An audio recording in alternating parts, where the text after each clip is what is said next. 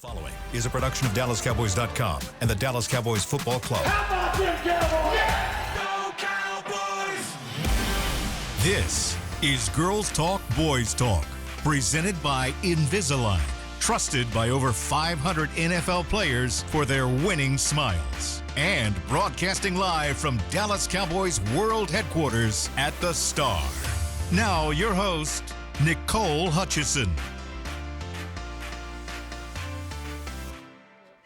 Happy Victory Monday, Cowboys Nation. Welcome into Girls Talk, Boys Talk, presented by Invisalign. I'm Nicole Hutchison, alongside Aisha Morrison, Jess Navarez, and Christy Scales. It's Victory Monday, ladies. How y'all doing? You're very inspired. It's Victory Monday, and it's Wicked Monday. Hey! It's such a wicked Monday. It's a great day. It's a great day. Yes. Y'all know what time it is? To defy gravity. To wake up! Oh. Well, I thought we were still on the wicked train. No. Barnacles. No. Wake up! Oh, my. Oh. Yes. You're going to be Sick. popular. That was good. Wow. Right. That was good. Well, I tossed my headphones right Oh, off. yeah. Wicked is upon us. So good. It is. Oh, my Such a gosh. good movie. And the Cowboys defied gravity. That No. was wicked. Yeah. It was Wickedly wicked. good. It was Wickedly what a wicked good. ending. the last quarter. Boom! Wicked. Let's Period. go. The Cowboys get the job done. It was ugly, but it's all right. They got it done. 34-26, the final in Washington, the DMV. All right, ladies. Big takeaways. Actually, let's go Christy first. Kicking it with Christy on the sidelines. What was the vibe? That was cray-cray. That was cray-cray. It was unbelievable. I mean, we've had some strange endings, not always in a good way for the Cowboys there in Landover, Maryland, or even at old RFK, but I've never seen that much compacted into such a short amount of time, because you talk about the 41 points in the fourth quarter, but most of the action was in the final, 4 minutes? Yeah. Of the, It was absolutely crazy, and the momentum swings were just like, okay, whoo, got this. And then the 86-yard touchdown pass, oh my gosh, it's like, oh no, this can't be happening. And then Wanye, and it's like, Wanye, go down. No, go. Yes. So, yeah, it was what was a pretty ho-hum game, 3-3 at halftime, and then 10-9 into the early part of the fourth quarter, and then it just was helter-skelter after that. Now, I have not had that much fun on the sideline in a long time. Were the coaches upset? About Wanye not going Yes. down? I couldn't gauge whether. So when he got to the sideline, he had a little talking to, you know, I mean, not in a kind of way, but like you know, let's, but the coaching point in that is to once you recover the onside kick, go down immediately, because you possess the ball and then you just run out the clock. By returning it, you set yourself up for not only the fact that Washington would get the ball at least one more time, but you could have fumbled it. You could have, you know, all sorts of bad things could have happened. So just get down. Yeah. But he reached the end zone, and just it was just a remarkable game. Well, he had said that actually post game that he's a guy that likes to take chances. Yeah. So he took a chance and boom. But he said he probably would kneel the next time. So we'll see. I mean, and for me, it was very just instinctual for him to be like, open field, I see it. Like, I don't hate that. It's a situational football kind of coaching method that, like, let's be quite honest, they haven't felt that kind of spark to do those kind of things in quite a few weeks. So for me, I'm like, look, they're still trying. Yeah. They're still trying. Can't be mad at Wanye about it. But what a game. It was one of those games where I finished watching it, and I just sat there for a second like, what just happened? What did I just watch? It was so much, especially like you said, Christy, in the last 4 minutes, it was almost hard to absorb what just happened. But even more so because of just the streak the Cowboys have been on. And to see the fight finally come back, and people can say what they want about the Commanders. But I really do think of any opponent so far, the Commanders had the most advantage to take advantage of the Cowboys. With Dan Quinn, even Joe Witt being on the other side of things, they really could have found a way to get in their head in ways that I think only former coaches could have, players still on the roster. And they tried to. I mean, look, I think the Brandon Aubrey flukes had a little to do with a little more emphasis on shutting him down early. But if anything, to me, when everybody got back to rally of like, hey, let's get back to it. It didn't shake Brandon Aubrey to the core. He got right back to it. Just to see their fight again. And when they were getting punched in the mouth, they punched back. And that was something we've been begging them to do for weeks so they could come out of games with a win. This week they did it, and it was good to see. Yeah, I definitely believe that. Rewatching that game, I want to give credit to both of the coaches. Obviously the OC, DC. I thought that they both had a fantastic game plan. And don't get me wrong, there were quite a few times where plays were taken off the board because of penalty or whatever the case may be. But I will say that the game plan and the way that they attacked Washington as an offense, they stayed running the ball. They also Cooper Rush took some chances downfield as well and made them pay for some of their soft coverage. Like Washington decided to go zone, and the Cowboys was like, okay, well, I guess that's what we're doing today. They made them pay there, and defensively, holy crap, Mike Zimmer called a hell of a game. And I am very happy, to your point, just for this defense, because they are starting to, I think that they are really starting to settle into this system, understand it, and they're seeing results with it. Obviously, Micah being back on the field gives you a huge boost, but all in all, I thought that the game plans on both sides of the ball were conducive to what you were wanting to do. It might have took a while for it to like come to fruition in totality, but that game never felt not winnable, which is weird. Like it felt like they were in that game, even though the offense was struggling. I felt like the defense gave you a shot, and I do think maybe this defense is getting to a point to where they will give you a shot. I think they had been the previous few weeks. Yeah. Right. We talked about the fact that in a couple of the losses that was some 3 and outs in the second half, and they set the offense up for game-winning scores in the fourth quarter, and they didn't come through because they weren't playing complementary football. We finally saw complementary football, but from the special teams part, not until the fourth quarter. But didn't it feel like it was clicking in a complementary fashion in the second half? Run game. They were able to complete drives. Well, it was the ability Run the game. It was the ability run the to run the ball. I thought that Cooper Beebe, Brock Hoffman, and TJ Bass did a fantastic job on the interior. They did. They put some serious dents in that Washington defensive line. They created spacing, and just the overall temperament that they played with was, y'all gonna have to get on up out of our way today. And that's what you want from your interior.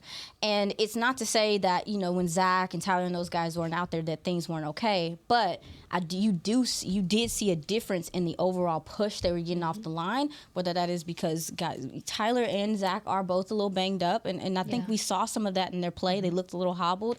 Those young guys being out there and being healthy, it made a difference. And they brought a little nastiness to them, too. Yes. Not saying, and this is not saying that Tyler and Zach, don't bring that. Just but fresh legs. You have fresh legs. You have guys that are bringing that I like to say that dog, I mean, but you needed that going up against the defensive line that the Commanders have. And when you talk about the balanced offense, it was good to see Rico Dowdle. Of course, there were opportunities there. He took advantage. And then you saw the ball distribution was there as well. 9 different guys getting involved in the passing game. Did y'all at least like the way that Cooper Rush felt a little bit more comfortable in the pocket? And the pass protection was so much better, too. And I think Aisha's right on the button when she talks about with the run blocking and everything, but let's credit the pass protection as well. Officially 1 sack, but wasn't that the one late where he was kind of held on to the ball and didn't want to throw it and have an incompletion and stop the clock? So that was a smart play by Rush. But Cooper was not, hurrying as much as he had the previous couple of games. Yeah, looks more comfortable. They figured some things out too in the second half because baby, Frankie Louvu. I think he's menace. I said, somebody get this man out of here. Menace.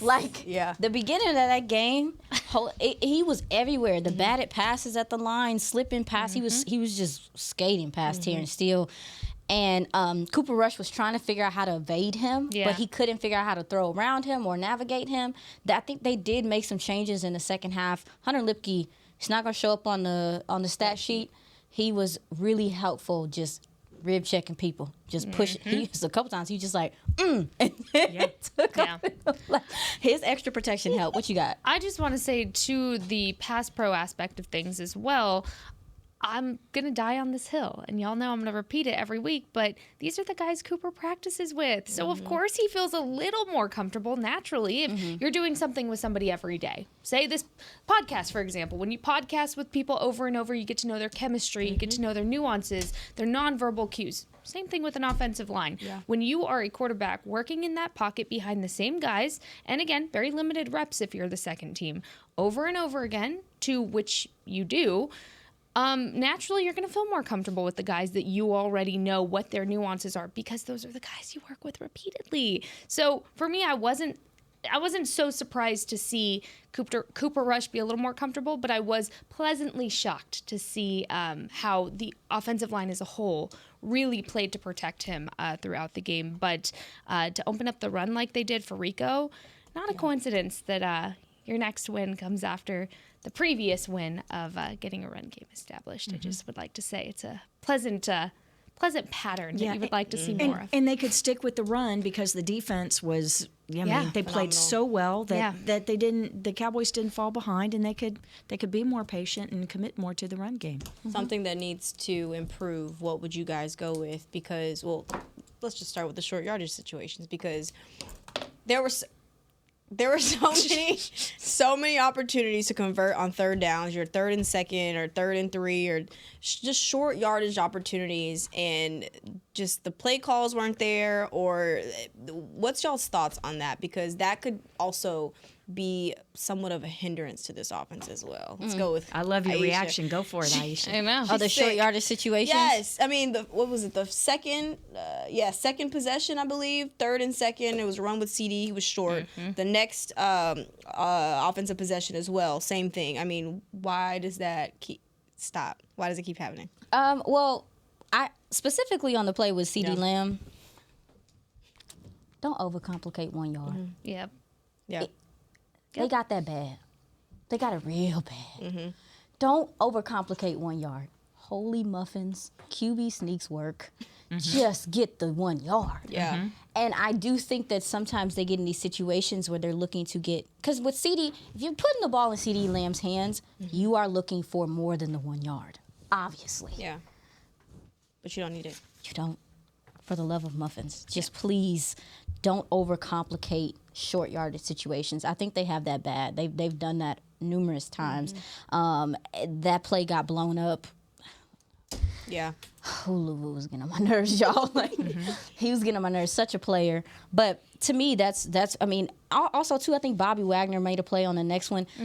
Guys just made good plays as well. Yeah. And sometimes that's the case. It's like where you can have the play drawn up perfectly, but when a guy just overpowers the other guy, I mean, that's part of what happens too. But to me, I just want them to stop overcomplicating these 1-2 yards. Yeah. Now, I know 2 yards is a lot in football sometimes. But that's why I was like, at you. Yeah. Because the CeeDee Lamb thing was just like, now, why would y'all do that right here? Yeah. And they had done that little pitch before. Why you do that right here? You didn't need to do it right there, though. You don't need that right now. What you got? Same thing. I mean, don't you have fullbacks for a reason? Like, in those short yardage situations, isn't that, if you're going to get creative, why not use your fullback or your running back or a quarterback sneak? I don't understand. Maybe they don't want him getting hurt. I don't know. That's a good point, too. Scared money don't make no money. Well, so you'd rather have CeeDee Lamb get hurt or in loss that of 5 situation? A loss of 5. Like, that's what I'm saying. Well, and then people have seen that. I get being more conservative with Cooper Rush at this point because you kind of have to be. But overall, I don't understand the play calling. People have seen that play a zillion times.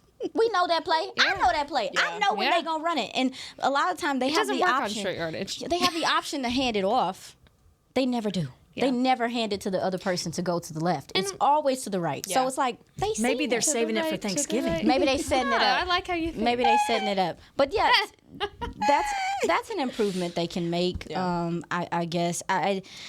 Special teams, even though they redeemed themselves at the end, they have been very inconsistent as well, and have caused some issues. Christy, you ladies, can you elaborate a little bit more on what happened with Aubrey and some of the stuff? The blocked field goal was they jumped the D gap. So that would be to Brandon Aubrey's that's the left side of the line. And remember that you've had a lot of shuffling with that offensive line with the blocking on the field goals and extra points because you have injuries in the offensive line. So you've got people out there that are, playing different spots possibly than what they've been playing in the protection on that. But so and then with Brandon Aubrey, him speaking post game in regards to the second field goal attempt, which hit off the top of the right upright, he said that he just kind of toed it a little bit. Brandon, the way that he kicks it, he has such a powerful leg. He doesn't like swing through the ball. He just kind of punches it, toes it just like that. And he said that it got a little high and there was just enough of a breeze that it pushed it about a foot over and to the right, and unfortunately right into the upright. So he says I should have, shouldn't have towed it like that and should have had a little more left to account for the breeze. But in regards to the blocked field goal, God. I'm sorry, the blocked punt. It's just like, what else can happen? Right. Yeah. What else can and then I thought it was gonna be a long day. No. Here's the thing. You should have seen the text from my dad. The start of the second half. The start of the second half, and Brandon Aubrey line drives the ball.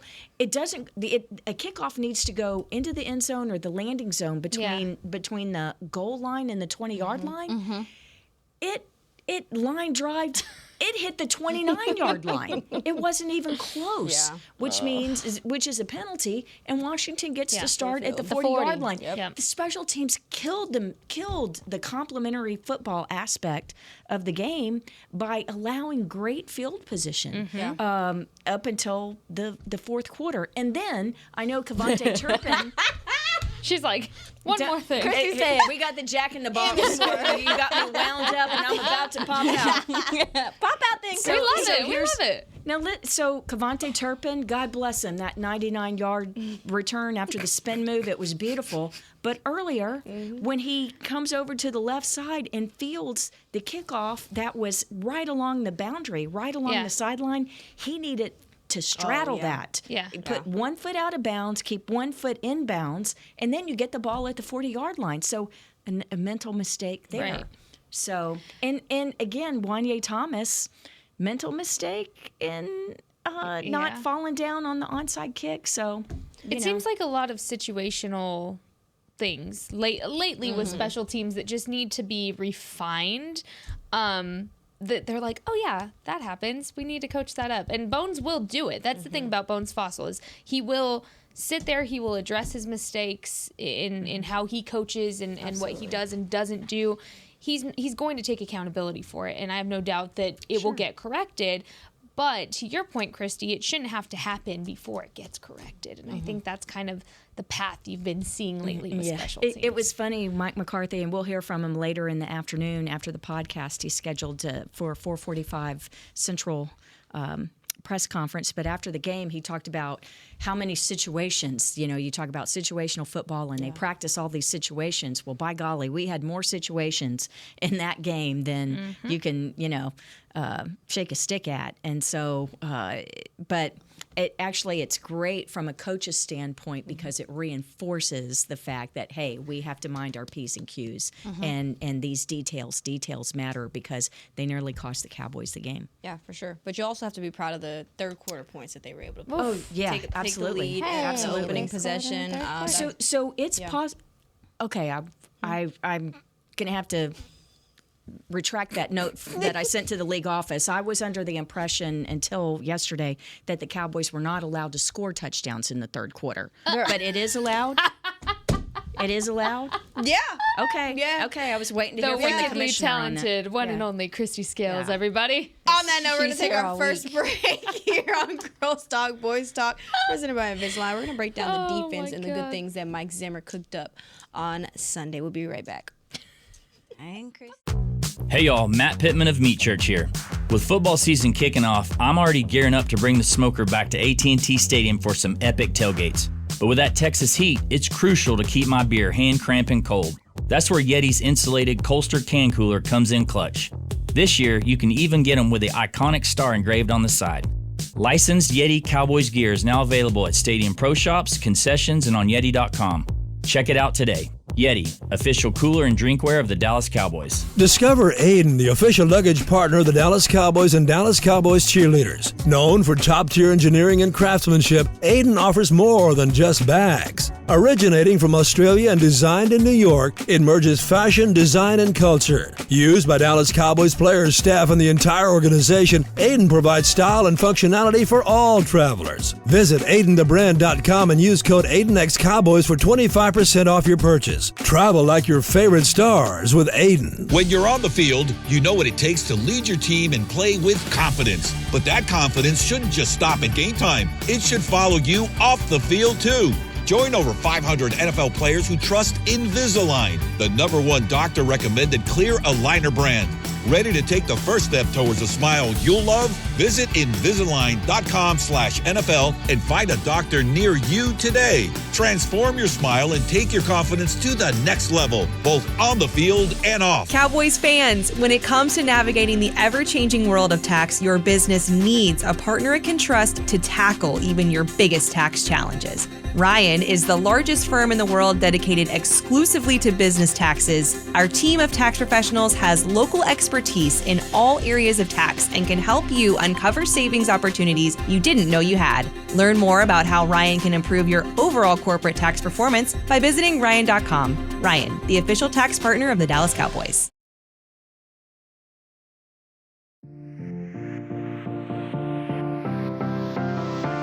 Cowboys Nation, it's time to get the giving season going. Tune in to see country music superstar Lainey Wilson and a special guest perform during the Salvation Army's annual Red Kettle Kickoff halftime show this Thanksgiving on Fox. Every donation stays in the community to provide help and hope for those in need. So tune in and watch the Cowboys, Giants, and Lainey Wilson this Thanksgiving and give today at salvationarmyusa.org. I'm excited for Thanksgiving. Me too. Are y'all? Oh, yeah, I love the halftime show. And so Dolly Parton last year, there's always a dress rehearsal the day before, right? Yeah. And so with Dolly Parton, it was such a big deal last year that it was like a closed rehearsal. So, you know, the email goes out to all the employees, and it's like no entrance to the stadium on this day. It's a closed deal. But I knew that, you know, we needed to make sure that our Cowboys radio booth had all the gear that it really needed. So, you know, it was incumbent upon me to go out there on Wednesday just to make sure. Naturally. And so it was awesome to, you know, so I got kind of a sneak preview last year. So I may have to go out on Wednesday. Hey, might need to go check that equipment again. Yeah. You just, you know, just to make sure. You don't want to have any technical issues. You are such a good teammate. You excited about Thank Thanksgiving? you. Take one for the team. Heck yeah. Y'all know what y'all should be excited about? What? Here we go. The Cowboys! Woo! I thought you were going to say pie. I'm not. I was excited for pie on Thanksgiving. No. I'm not that excited. This Dallas defense. We should be excited about this Dallas defense for sure. Absolutely. And the way that they performed the last 3 weeks specifically. Holding the Commanders to 3 points at halftime, 3 takeaways, Josh Butler. We're going to get to him in just a second. But this defense overall, thoughts on the way that they have just continued to just keep this offense in the game, honestly. What? Oh, I mean, to be frank, it all starts with Michael Parsons and the attention that he warrants. There were times he had 3 people on him yesterday. Yeah. And the goal, when that type of stuff happens, when you have a guy that attracts attention in that way, everyone benefits clearly. And what Zimmer was able to do with timely stunts and using the attention that Micah was getting to free up other guys to have rushing lanes to the quarterback. They had 4 sacks on the day. I can't remember. I should look. I should know how many pressures they had for the day. But it was just. And again, Washington's offensive line did deal with some injuries during the game. I know Tyler Biotish had a head injury at some point in time in the game. And they lost their right tackle. And people just started licking their chops. Michael Parsons yesterday, a lot of people are not sure about like how the guys feel right now, and I mean, I would say I wasn't maybe about a week ago, but you see an inspired defense in how they're playing football, And I just think that they saw a moment to take advantage. And knowing that Jaden Daniels right now is not, he did have that run. Like, he did have that outside run, and he scrambled a couple times, but he hasn't been 8 hurries. Okay. Oh, yeah. Okay. He hasn't been maneuvering outside the pocket as much. And I think that they were just like, oh, you just going to stay in that pocket all day? They rush contained very well as well. Did. Again, a few times they had some leakage, but for the most part, he was looking to bounce out, and they just didn't do it. And so I thought the defense played sound, disciplined in a lot of spots, and because they were able to get pressure, it helped out this secondary as well. With Deron Bland coming back, they didn't even want to toss to his side, which is would you? Isn't that funny though? because you would think, even though he has respect, people know who he is. It was interesting to me that they just opted to not throw at his side. Did that surprise you, Christy? That they didn't go at him? He's coming off a foot. Yes, I would have tested him early and often. They didn't. They it does make sense to go at Josh Butler. That they have in him, and they went at Josh Butler, and he said, "Okay, well, I'm here too." Yeah. Yeah, it was really interesting how they worked the substitution pattern because Bland, as you say, his first action of the year, he wasn't going to get 100% of snaps. And so they rotated him out some series. And so when they did, they took Jordan Lewis from the slot, from the inside nickel, and they moved him outside to take Bland's spot, and then Mukwamu came in and played the slot. So Bland ended up playing 83% of the snaps. Thank you, Jess. 55 total. That's a little more than I thought. I would have guessed at about 70% or so. But the other thing that they did in the secondary was there was a sub package in which Donovan Wilson came off and Wanye Thomas came in. So I found that to be very interesting and want to learn more about that this week and on why they did that. But I know why. Go. Why? Because he just has a little bit more range. He's earned the. He has a little bit more range. We saw Donovan Wilson do some things, forcing the fumble, coming up and helping in run support. But Wanye Thomas can play from hash to hash. Yep. And I think that those packages are Zimmer seeing to get him opportunity, and that's kind of what we've been asking for: is give these guys a shot. And I think it is paying dividends with the defense right now. Yeah, yes, ma'am. And it keeps everybody involved too, and I think that's really important as well. Yeah. I would like to say one more thing about Josh Butler. Go ahead. Because we were going to shine some light on him too. Yeah. Yes, that's one of my dudes. Josh is one of my dudes. I would like to point out we've bonded over dogs because obviously if you know Roxy and Remy, the story behind his pups, if you don't already, please go look it up. Phenomenal story. So we bond over how psycho our dogs can be sometimes. Oh my gosh. Yeah, we had some stories to exchange about Wit and Roxy and Remy. But very exciting for him because he's somebody that I've talked to in the locker room just over and over and over again, who again, this is another guy, we're talking about guys that deserve an earned opportunity. He would sit there just as cool as a cucumber. I'm like, when's your shot coming? When are you next? What's up? What's going on? He's I don't know. It's coming when it's coming. It's coming when it's coming. I'm ready. Yeah. And keep in mind, Josh has so many other things going on too as well. He's a musician on the side. Not sure if y'all knew that. Does some acting. Actor, social media influencer. He does a little bit of everything. And so I'm like, well, how do you balance like everything so well? He is so organized as a human being. Like, that man has like just very good organizational skills. But overall, the last time I talked to him in the locker room, and this was a few weeks ago, he definitely just, again, acts as the supporting role for the guys that are getting their opportunities. Him and Demo are locker buddies, so they're next to each other. Him and Demo talk nonstop. And so having their lockers next to each other, all they would do is like encourage each other, even though obviously Demo's getting more of the opportunity than Josh was. But Josh would sit there and kind of echo back and forth. Him and Izzy would go back and forth with each other. So what I would say about Josh is he has been the supporting role for the guys that have been getting their shots. But now to see him get his shot and kill it, absolutely do what he needed to do and more, it was really cool to see for him last night. Yeah, and not just those pass breakups, but he tackles too. Not just leading the Cowboys in tackle, but game leading tackler. You mentioned Frankie Luvu. What a great game he played for Washington.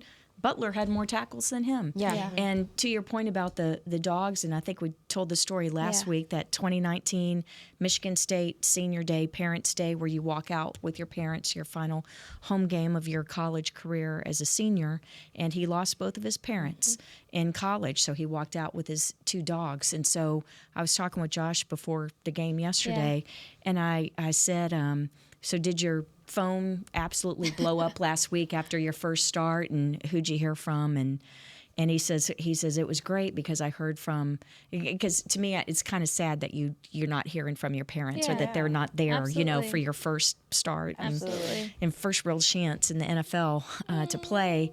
And he says I heard from my coaches, not just in college, but the USFL and all of the high school coaches and teammates. And so love that kid. He finds family in his environments because he's just naturally one of those people you gravitate to because of his attitude, his mentality. He's such a coachable guy.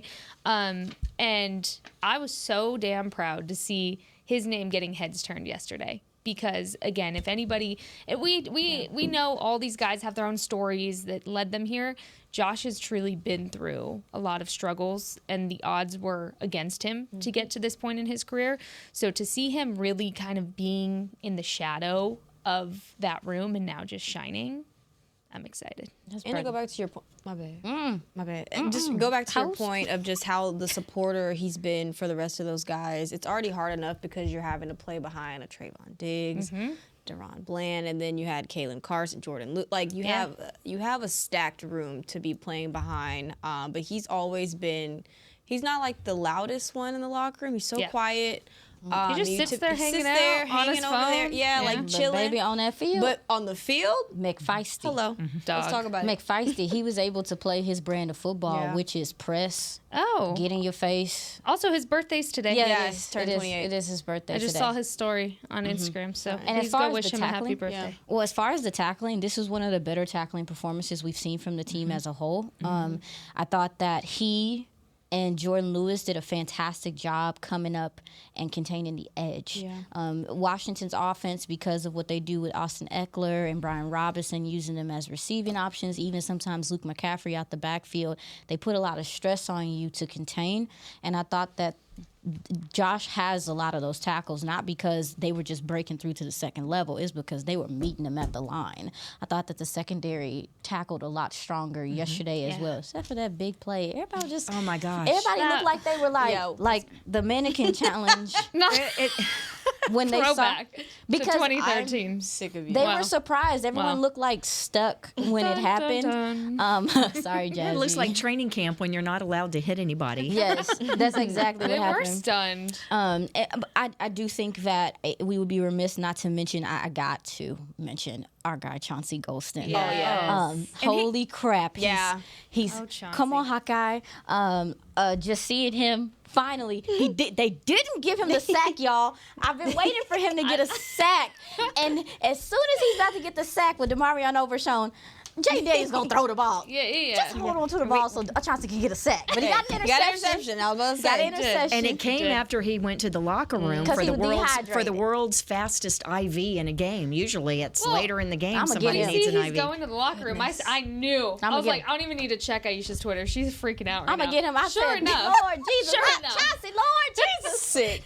All right. I was like, hey, update. He's good. We got to take our second break. We have a short show because Mike McCarthy will be talking to the media in about 10 minutes. So we'll be right back to shine some light on Cavante Turpin and special teams.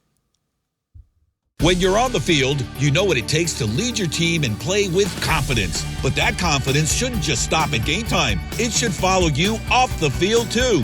Join over 500 NFL players who trust Invisalign, the #1 doctor-recommended clear aligner brand.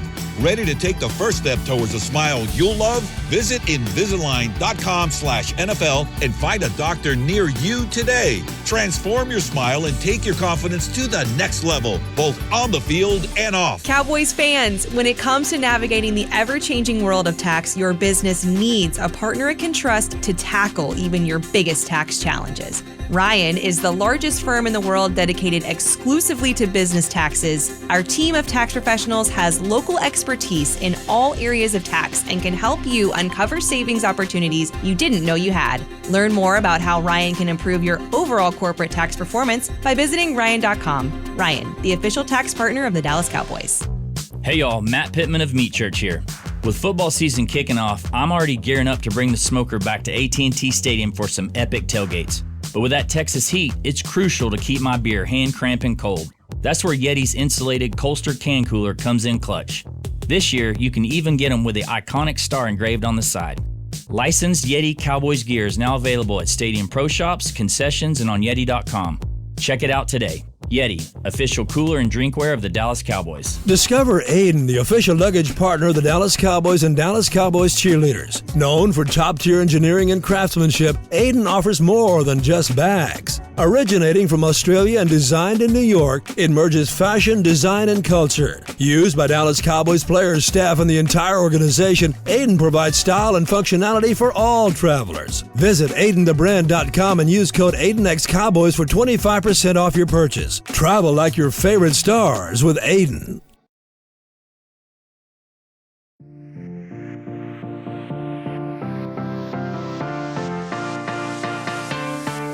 Cowboys Nation, Amanda Foster has been named your 2024 Dallas Cowboys Fan of the Year, presented by Captain Morgan for her dedication to the team and spicing up the game. Vote for Amanda to be named the Ultimate NFL Fan of the Year at NFL.com/Fan of the Year. Go vote for Amanda. Go vote for our girl, Amanda. Woo! All right. I'm going to pose a question. Who made you smile? But I'm going first. All right. Kevontae Turpin. Boom. Sorry, I just had to do it. 99-yard kickoff return for a touchdown. Spin move.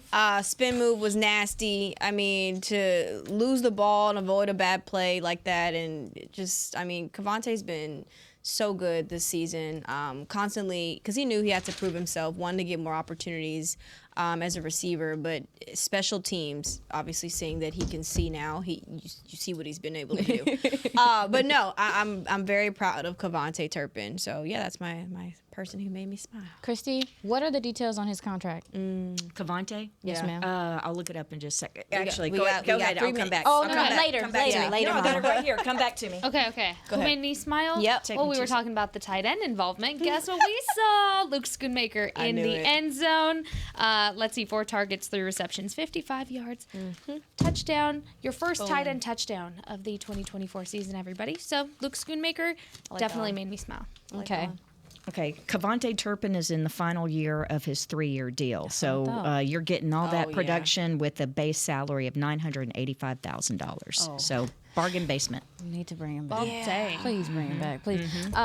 The gentlemen that made me smile yesterday are TJ Bass and Brock Hoffman. They allowed 0 pressures, 0 QB hits, and 0 hurries. Come on. I was looking for TJ Bass to have a better showing this game. I feel like he's been a little up and down from the performances we've seen from him, and I think him again and Hoffman really came out and put the pedal to the metal and really pushing people off the ball and protect it well. So I wanted to highlight those guys.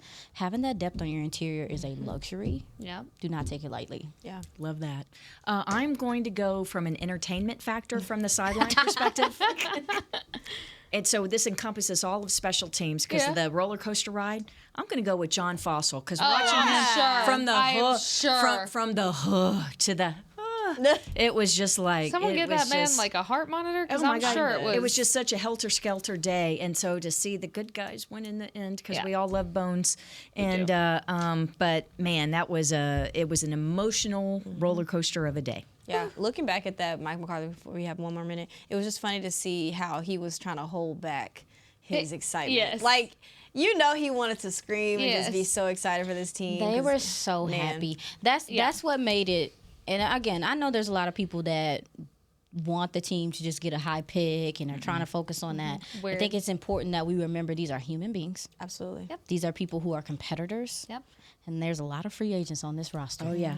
They are trying to put themselves in position, whether it be here or elsewhere. And it's selfish for us to just think of it in that way. Yeah. Tell them. A little behind the scenes, the happiest of the players was as we're landing and taxiing and get on the speaker. the front of the plane and they announced the schedule for tomorrow. Yeah. And when they said that roll call wasn't until late morning. Oh, God. And everybody got a couple hours, Who as was it? Justin says it. But anyway, everyone's just like, whoa. That was the biggest reaction of the day was, woo. I'm You dead. love that sleep, Guess what? especially in a short Woo! week. The Cowboys are back. They won a game. In They're the so win. They might win wickedly another one. talented.